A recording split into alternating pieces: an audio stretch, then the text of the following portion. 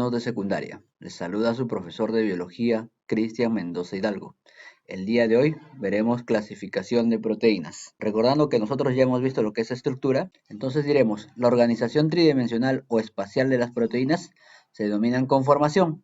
Entonces, la conformación que adopta una proteína en su medio fisiológico se llama estructura nativa. La estructura esencial que toma una proteína es para que cumpla una función biológica específica. Como hablamos de estructura, haremos la primera clasificación de proteínas según su forma. Tenemos dos tipos, las fibrosas y las globulares. Apreciamos aquí la imagen. Esta está en forma alargada y esta en forma redondeada. Esta que está en forma alargada es una proteína fibrosa y esta es una proteína globular. Entonces veamos la diferencia entre una y otra. Las globulares presentan estructuras compactas, mientras que las fibrosas presentan estructuras extendidas, como ya podemos apreciar, extendidas, compactas. Las estructuras globulares son solubles en agua o lípidos, mientras que las fibrosas son insolubles en agua o lípidos. En las globulares encontramos una mezcla de estructuras alfa y beta. Estas estructuras secundarias no dominan una sobre otra, sino que están en una cantidad cercana a la equidad, mientras que en una estructura fibrosa sí hay un claro dominante, o bien es una alfa hélice, o es una beta plegada, o también puede ser una estructura random. Cuando estas proteínas globulares forman estructuras cuaternarias, estas están estabilizadas por interacciones no covalentes, mientras que sus estructuras cuaternarias fibrosas sí están estabilizadas por enlaces covalentes. Empezaremos hablando de las proteínas fibrosas. Estas contienen proporciones elevadas de estructuras secundarias regulares, ya sean hélices alfa o láminas beta plegada, las cuales forman estructuras terciarias y cuaternarias con dominio de un tipo de estructura secundaria. Como hemos explicado acá, en las fibrosas debe dominar un tipo de estructura secundaria. Las proteínas fibrosas tienen formas de varillas o láminas. Sus funciones son estructurales. Son proteínas filamentosas y alargadas. Estas proteínas las encontramos formando proteínas de la piel, del tejido conjuntivo, de las fibras de animales como pelo, uña y seda. Entre las más conocidas tenemos a la queratina, la fibroína, que es la fibra de la seda, el colágeno y la elastina. Hablaremos de manera rápida de las queratinas. Son estructuras fibrosas con dominio de dos tipos de estructuras, secundarias alfas o betas. Tenemos dos tipos. Tengo la alfa queratina y la beta queratina. La alfa queratina está presente en pelos, uñas, lanas y cuernos, y la beta queratina presente en escamas y plumas. Como dije antes, tenemos queratina en la piel, en la uña y el pelo. El 80% del cabello está hecho de queratina. Entonces vemos que un cabello rico en queratina es un cabello más flexible y más brillante, como en este caso. También podemos ver la diferencia entre un cabello rizado y un cabello lacio. La diferencia más que todo está por sus puentes de disulfuro. Como vemos un cabello lacio, los puentes de disulfuro están distribuidos de manera homogénea, mientras que un cabello rizado está distribuido en forma más desordenada. Ahora hablaremos del colágeno. El colágeno está en todos los tejidos y órganos a los que proporciona el armazón. Les da forma y resistencia estructural. Nos damos cuenta que el colágeno es la proteína más abundante del cuerpo. Entonces te puedo preguntar en el examen cuál es la proteína fibrosa más abundante en los vertebrados y la respuesta va a ser colágeno. Aquí podemos apreciar los diferentes porcentajes de colágeno que encontramos en diferentes órganos. En el hígado, el pulmón, en la aorta, el cartílago, la córnea, etc. Nos damos cuenta que la piel tiene 74% de colágeno. Al colágeno lo vamos a encontrar en tres formas: en forma de gel, en forma de fibras paralelas apretadas y fibras en ángulos entre sí. Veamos cómo se forman los colágenos. Primero tengo una cadena larga y rígida de aproximadamente 1000 aminoácidos cada uno, formado por cadenas polipéptidas con estructura alfa hélice, unidas por puentes de hidrógeno. Cada cadena puede ser una hélice con aminoácidos variados. Estas cadenas se van a trenzar en una organización superhelicoidal cilíndrica llamada tropocolágeno. Los tropocolágenos, a su vez, se van a trenzar y van a formar fibrillas o redecillas de colágeno. Estas fibrillas o redecillas se van a unir a otras y van a formar una fibra de colágeno. Atentos acá, que esta imagen explica todo lo que dije anteriormente. Primero tengo una cadena larga y rígida de aminoácidos, aproximadamente 1000 aminoácidos cada cadena. Entonces, tres de estas cadenas van a formar esta estructura de acá. Tengo tres cadenas rígidas. Esta estructura se llama el tropocolágeno. A su vez, el tropocolágeno se va a unir y va a formar las redecillas. Y las redecillas se van a seguir uniendo y van a formar lo que es la fibra de colágeno. Ahora hablaremos de la fibroína. La fibroína es un tipo de proteína con carácter fibroso, producido por algunos artrópodos como el gusano de seda y las arañas, durante la segregación de su hilo. En sí el hilo está conformado por dos proteínas principalmente, la sericina y la fibroína.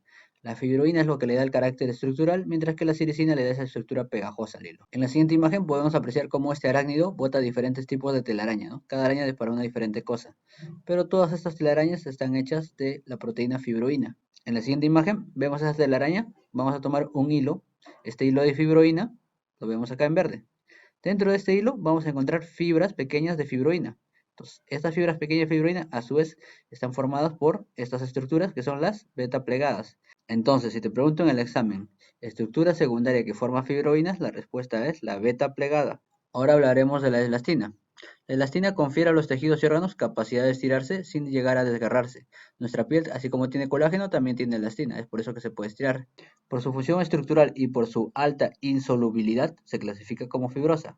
Es abundante en los ligamentos, pulmones, paredes arteriales, vasos sanguíneos y piel.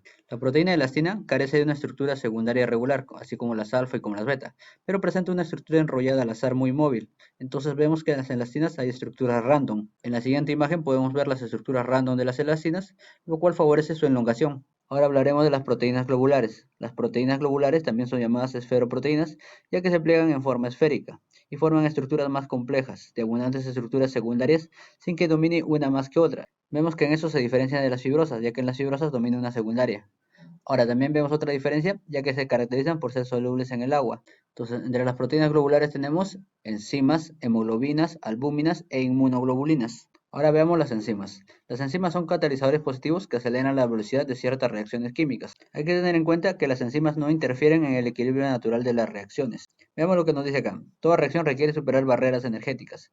Para que esta molécula A se transforme en esta molécula B, tiene que necesitar una energía de activación. Esa energía de activación va a ser brindada por la enzima. Ok, hay que tener en cuenta eso. La molécula A se llama sustrato, con la acción de la enzima pasa a ser molécula B y se llama producto. En la siguiente imagen apreciamos cómo este sustrato va a interactuar con esta enzima. Se va a formar el complejo enzima-sustrato. La enzima le va a brindar lo que es la energía de activación y se va a transformar en un nuevo producto. Ahora hablaremos de la hemoglobina. ¿Qué es la hemoglobina? Es una proteína globular que está presente en los eritrocitos. Su función principal es el transporte de oxígeno a todos los tejidos. Se encarga de otorgar el color rojo a la sangre. Dentro de este glóbulo rojo vamos a encontrar a la hemoglobina, el cual su estructura está formada por 4 cadenas polipéptidas, 2 de forma alfa y 2 en forma beta, y son cada uno un grupo M, por eso son 4 grupos en. En la siguiente imagen tenemos acá un vaso sanguíneo, puede ser una arteria, y vemos los glóbulos rojos, los cuales van atrapando estas moléculas de oxígeno. Dentro de la hemoglobina, vemos que en la hemoglobina hay 4 grupos en, y en cada grupo M va a haber un átomo ferroso. Este átomo ferroso va a atrapar el oxígeno. Ahora hablaremos de las albúminas. ¿Qué es una albúmina? Es una proteína globular con estructura terciaria. Se encuentra sintetizada en el hígado. El 60% de la proteína que conforma nuestro plasma es albúmina. Veamos algunas fuentes de albúmina. Tenemos en la clara de los huevos la ovoalbúmina. En la leche tenemos la lactoalbúmina y en nuestro suero sanguíneo tenemos lo que es la seroalbúmina. Ahora hablaremos de las inmunoglobulinas o anticuerpos. Son las proteínas plasmáticas del sistema inmune, anticuerpo presente en cada organismo. Está formado por 2 cadenas polipépticas globulares y 2 cadenas livianas unidas entre sí por puentes de disulfuro. Existen 5 tipos de inmunoglobulinas. Las inmunoglobulinas o anticuerpos, como dije, hay 5 tipos. Tengo la G, la A, la M, la E y la D. Recordar eso, porque puede ser pregunta de examen. Cada una cumple una función diferente. Eso lo vamos a ver cuando llevamos anatomía, sistema inmunológico. En la siguiente imagen volvemos a apreciar las estructuras de la inmunoglobulina G, la E, la D, la M y la A. Ahora veamos la clasificación de las proteínas según su función. Vemos que las proteínas cumplen funciones estructurales, enzimáticas, hormonales, toxinas, anticuerpos y función transportadora. Empezamos con la función enzimática, lo cual ya explicamos. Vemos como una enzima lo que hace es activar unos sustratos para formar productos. Recordad que toda enzima es una proteína. Las enzimas más conocidas que tenemos son las enzimas que participan en la digestión. Por ejemplo, tengo la trixina y la pexina en el jugo gástrico, y la milasa también en el jugo pancreático y la saliva. Veamos la función de transporte y almacén. Muchas moléculas pequeñas y iones son transportados por proteínas hemoglobinas. Hemos recordado que las proteínas transportan oxígeno. Tenemos también las mioglobinas que transportan oxígeno, pero ya no en la sangre, sino en los músculos. ¿Ok? Puede ser pregunta de examen. Diferencia entre hemoglobina y mioglobina. Tenemos otras proteínas que transportan hierro en la sangre, como las transferrinas y las ferritinas. Y como ejemplo puse a la hemocianina, la cual transporta oxígeno, pero en artrópodos. Ellos tienen su sangre de color azul, debido a que estos glóbulos azules no tienen hierro como sector de oxígeno, sino tienen el cobre. Ahora veamos el movimiento. Las proteínas ayudan al movimiento. Tenemos, por ejemplo, el flagelo de los espermatozoides. Eso está hecho de proteína, lo cual permite el movimiento de esa célula. Para este caso vamos a tomar como ejemplo los músculos. Los músculos son estructuras proteicas, que están hechas en este caso de actina y miosina. Vemos cómo cuando el músculo se abre, eso también se estira. Y cuando el músculo se contrae, eso también se va contrayendo. Entonces vemos cómo estas proteínas intervienen en el movimiento muscular. Pasemos a la función estructural. Recordemos a las proteínas fibrosas, todas ellas cumplen funciones estructurales. Por ello tenemos las queratinas, el colágeno, la elastina, fibroína, actina, cistona, etc. Estas están presentes en estructuras como el cabello, piel, huesos, uñas, plumas, citoesqueleto, membrana celular, etc. En este caso tomé como ejemplo lo que es el citoesqueleto. Vemos aquí toda esta estructura de verde que va atrapando los organelos. Esto es el citoesqueleto que está dentro de una célula. El citoesqueleto tiene las siguientes proteínas. Tiene los microfilamentos de actina, tiene los microtúbulos que están formados de la proteína tubulina y tiene los filamentos intermedios que están hechos de queratina. Ahora veamos la función protección inmune. Los anticuerpos son proteínas altamente específicas, ya que reconocen y se combinan con sustancias extrañas, tales como los virus, las bacterias y las células de otros organismos. Cuando nosotros nos vacunan, desarrollamos anticuerpos específicos para combatir bacterias, virus u otros organismos patógenos. 6. Función hormonal. Varias proteínas cumplen función hormonal, tales como tenemos a la insulina y el glucagón, que regulan el azúcar en la sangre. También tenemos otras proteínas hormonales que regulan el crecimiento. Estas son segregadas por la hipófisis. Y también tenemos otro grupo de proteínas que regulan lo que es el calcio en el metabolismo, como la calcitonina. En este caso puse como ejemplo lo que es la hormona del crecimiento, la cual se llama la somatotropina, la cual es segregada por la hipófisis, como hemos dicho antes. Cuando hay poca cantidad de esta somatotropina, no hay mucho crecimiento. Una adecuada cantidad, hay un crecimiento normal. Y cuando hay exceso, hablamos de crecimiento en exceso, ¿no? Gente muy alta. Ahora pasemos a ver lo que son las toxinas. Las toxinas son sustancias proteicas que segregan algunos seres vivos para defenderse o atacar, causando daño a otro organismo. Aquí en la diapositiva vemos diferentes ejemplos de toxinas, ¿no? Como ejemplo tengo la toxina del Clostridium botulinum, que origina envenenamiento en los alimentos. Tengo la toxina dictérica, es una toxina bacteriana. Los venenos de las serpientes también son toxinas. Las plantas también segregan toxinas y estas están cubriendo sus semillas, por ejemplo la ricina o la gosipina. Ahora veamos la clasificación de las proteínas según su composición. Si estas proteínas están compuestas únicamente de aminoácidos de cadenas polipépticas simples, entonces hablamos de holoproteínas o proteínas simples. Como en el siguiente ejemplo tenemos a la insulina, como podemos ver, solo está formado por aminoácidos. Ahora, cuando esa proteína tiene un complejo que no es de naturaleza proteica, entonces estamos hablando de heteroproteínas o proteínas complejas o conjugadas. Entonces están formadas por una cadena proteica y un grupo que no es proteico. Ese grupo se llama grupo prostético. Veamos de nuevo a la hemoglobina. Esta es una proteína globular cuaternaria, en la cual sabemos que se une el oxígeno. El oxígeno se va a unir a lo que es el grupo hemo. Como podemos ver acá, el grupo hemo. Este grupo hemo no es de naturaleza proteica. Es por ello que es un grupo prostético. Ese grupo prostético se llama grupo hemo. Y vemos que en el intermedio tiene lo que es el átomo ferroso, el cual se une al oxígeno para poder transportarlo por la sangre. En sí, esto no lo puse en tu diapositiva anterior, por eso no te voy a preguntar. Lo que sí quiero que sepas que es un grupo prostético, porque eso sí voy a preguntar. Vamos a resumir todas estas diapositivas en el siguiente cuadro. Entre las principales holoproteínas globulares están las prolaminas, gluteninas, albúminas, hormonas, enzimas, de las cuales voy a destacar a las albúminas y a las hormonas, porque esto puedo preguntar. Tengo las ceroalbúminas, la ovoalbúmina y la lactoalbúmina. Entre las hormonas tenemos la insulina, la hormona del crecimiento que era la somatotropina, la prolactina, la calcitonina, etc. Entre las holoproteínas fibrosas vamos a destacar a todas porque la hemos visto cada una: colágenos, queratinas, elastinas y fibroínas. Las heteroproteínas se van a clasificar según su grupo prostético. Son glucoproteínas si su grupo prostético es un glúcido o un carbohidrato. Son lipoproteínas si su grupo prostético es un lípido. Son nucleoproteínas si su grupo prostético es un nucleótido.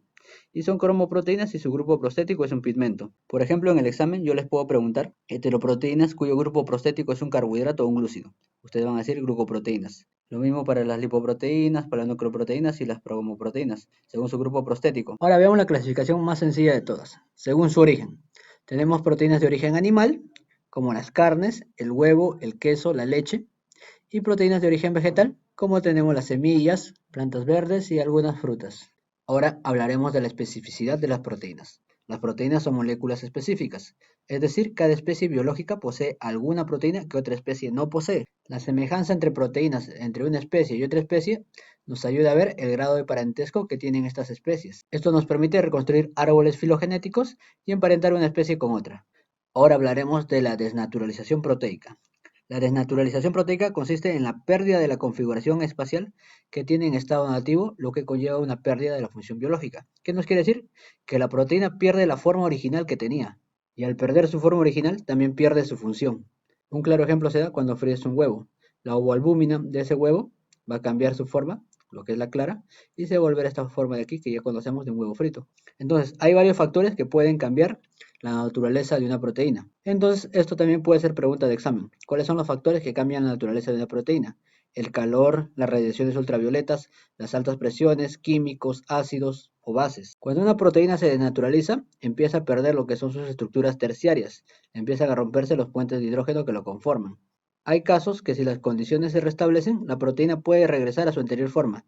Eso se llama renaturalización. No olvidar eso. Bueno, alumnos, eso sería todo. Cuídense y suerte en el examen.